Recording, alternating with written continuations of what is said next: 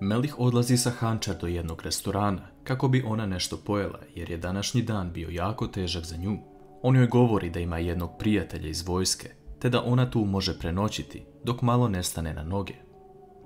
Hančar ga pita šta će on uraditi, a Melih govori da će nakon ovog ručka otići i pokupiti svoje stvari te krenuti na luku i nestati iz ovog grada.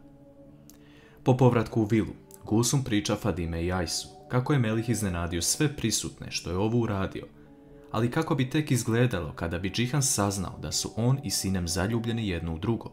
Fadime tu krene da se sukobi sa Gulsum, ali Ajsu ih razdvaja. Ova vest je pogodila Melihovu porodicu na poseban način. Sinem kasnije ulazi u kuhinju i pita šta se desilo i zašto ih je Džihan pozvao. Gulsum govori da je u pitanju Melih koji je napravio jednu neoprostivu stvar, te odlazi. Sinem vidi da nešto nije u redu i ona odlazi u svoju sobu, te pati u sebi, govoreći da je mislila da će sa njim proživjeti svoj život i otići iz ovog mesta, ali on se nije brinuo o njoj kao što je pričao. Ajsu zove Meliha na telefon, ali tu je prisutna i Fadime. Fadime ga pita šta se desilo, pa moraju da polažu račune Džihanu zbog njega i da se jako brine. Melih samo kaže da nije uradio ništa zbog čega će se njegova porodica stideti. U tom trenutku Meliha zaustavlja crni kombi i Džihanovi ljudi izlaze kako bi ga odveli pred njega. Melih se obračuna sa njima, ali sam dobrovoljno ulazi u kombi i oni ga odvode na mesto gdje je Džihan naredio. Fadime ubrzo nakon toga zove Hančar, govoreći da ne zna šta je uradila Melihu, ali da samo ona može spriječiti ovo jer ga Džihan prati. Hančar govori da nije ništa uradila, ali tada odlučuje da ode kod Džihana u kancelariju kako bi se uverila šta se dešava. Vidimo scenu gdje se Jonča i Tajar lepo slažu i ona ne želi da ga napusti jer mu duguju svoj život. Tajaru ovo prija i drago mu je što Jonča želi da ostane sa njim u kući, ali ova situacija je oboma nova i neočekivana. Hančar govori Džihanu da pusti Meliha na miru jer je ona odabrala ovakav život. Ona također navodi da je sve počelo od kada se Bejza porodila i da nije mogla to da trpi. Džihan ne može ovo da sluša i odlučuje da krene ka Melihu.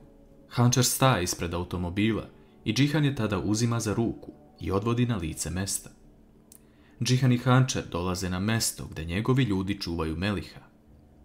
Melih je zavezan za stolicu i Džihan želi da se obračuna sa njim. Hančar ga moli da to ne uradi jer je ona kriva za sve i prva je počela. Džihan se okreće prema Hančar, govoreći kako je mogla da bude takva osoba koja je prodala ljubav zbog ovog čovjeka. Džihan uzima oružje u ruku, ali Hančar vidi na podu jedno, te uzima i preti da će nauditi sebi. Džihan vidi da je situacija otišla predaleko, te govori Hančar da će joj najveća kazna biti da živi kako bi vidjela sa kim je prodala njihovu ljubav. Hančar i Melih odlaze kod Ertugrula i Hančar govori da je Melih jako dobra osoba i da su samo mogli da dođu ovdje. Melih se pozdravlja sa njima jer želi da ide na put, ali Ertugrul mu govori da sedne i popije makar čaj. Džihan nakon ovog potresnog dana odlazi u vilu jer ga je Mine zvala na telefon. On dolazi u vilu i poželi dobrodošlicu Sinem i Mine. Svi sedaju da večeraju, ali Bejza je ta koja još uvijek nestaje sa svojim planovima.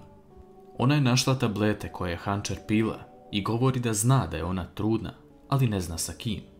Ovu vest nije niko očekivao i zanima nas kako će ostali reagovati.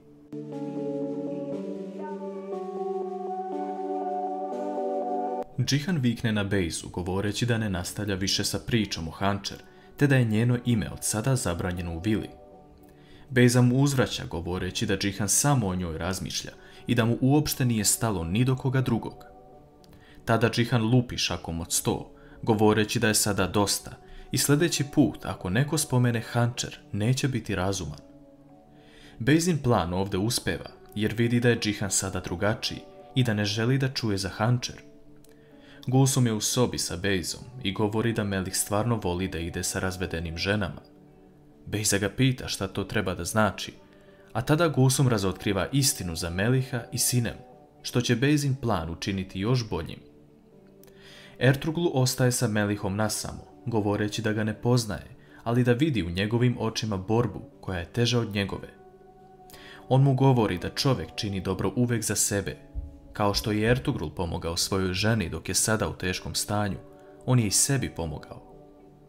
Melih govori da nikada tako nije razmišljao i nadamo se da mu ovo može otvoriti oči i da može otići do Sinem dok još nije kasno, ali saznaćemo to u narednim epizodama. Džihan odlazi u staru kuću i razmišlja o tome kako je Hančer tako lako odustala od njega. On vidi prazan ram za sliku, govoreći da ni njihovu zajedničku sliku nije mogla da gleda. On razbija taj ram, ali nakon što ode u njenu sobu, vidi ispod jastuka sliku koja je nedostajala u ramu. Džihan obećava sebi da neće izaći iz njenog života, sve dok ne shvati šta je njen plan. Nešto kasnije, Gulsum sretne Sinem u dnevnom boravku, jer ne može da spava. Gulsum joj tada govori da je nad vilom crni oblak i da problemi dolaze jedan za drugim, a pogotovo zbog toga što se desilo sa Hančer. Sinem je pita šta misli po tim, a Gulsum govori da je Melih viđen da dolazi kod Hančer i da tu možda postoji nešto. Čemil razmišlja gde je njegova sestra, jer se pomalo i brine za nju. Derija mu govori da više ne želi ni da čuje za nju, jer je juče bila na pragu kuće. Čemil pita zašto je bila i šta je tražila, ali tada mu Derija govori da se njegova sestra viđa sa Melihom, Džihanovim bivšim vozačem. Čemil ne može da podnese ovo i on misli da je Hančer trudna sa njim. Melih dolazi na Ertugrulova vrata kako bi video Hančer posljednji put. Njih dvoje pričaju nasamo i on daje Hančer jednu haljinu kao poklon, jer je zaboravio da joj da nešto od srca nakon što je saznao da je trudna. On zamoli Hančer za jednu stvar, a to je da odu kod njenog brata i lažno ozvaniče njihovu vezu. Džihan u međuvremenu priča sa Enginom, govoreći da mu nije jasna ova situacija sa Hančer. Kao da postoje dve Hančer i da ne zna koji joj je plan. On otkriva znakove da je njoj zapravo stalo do njega, ali istina je nešto skroz drugačije. Džihan odlučuje da ode kod Ertugrula, jer samo je on osoba koja ga može razumeti. Međutim, Džihan vidi da Hančer i Melih dolaze kod Čemila u kuću sa cvećem i čokoladom. On shvata da je ovo zapravo prosidba i odlučuje da sačeka kako bi video šta će se desiti. Čemil prvo odbija da popriča sa njima, ali Melih ga zamoli da samo popričaju. Čemil govori Melihu da čak nije ni verio Hančer, a sa njom ne želi ni da priča. Melih se seti da su mu ostale burme koje je uzeo Sinem i on ih izvadi iz džepa, govoreći kako su zato i došli. U tom trenutku se na vratima pojavljuje Džihan, koji vidi ovu situaciju i ulazi govoreći da želi da kaže par reči o budućem mladoženji. Džihan govori da ga je on lično spasio da ne ide na more da radi i da ga je zaposlio u svoju firmu, ali mu je okrenuo leđa tako da očekuju da će njima okrenuti leđa kada se najmanje budu nadali.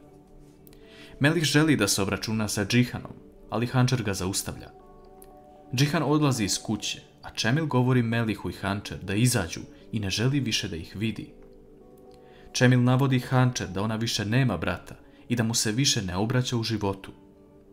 Zašto se Hančer uplela u ovu igru i povređuje sve ljude oko sebe kada je bolje da prizna istinu? Kakvo je vaše mišljenje o ovome?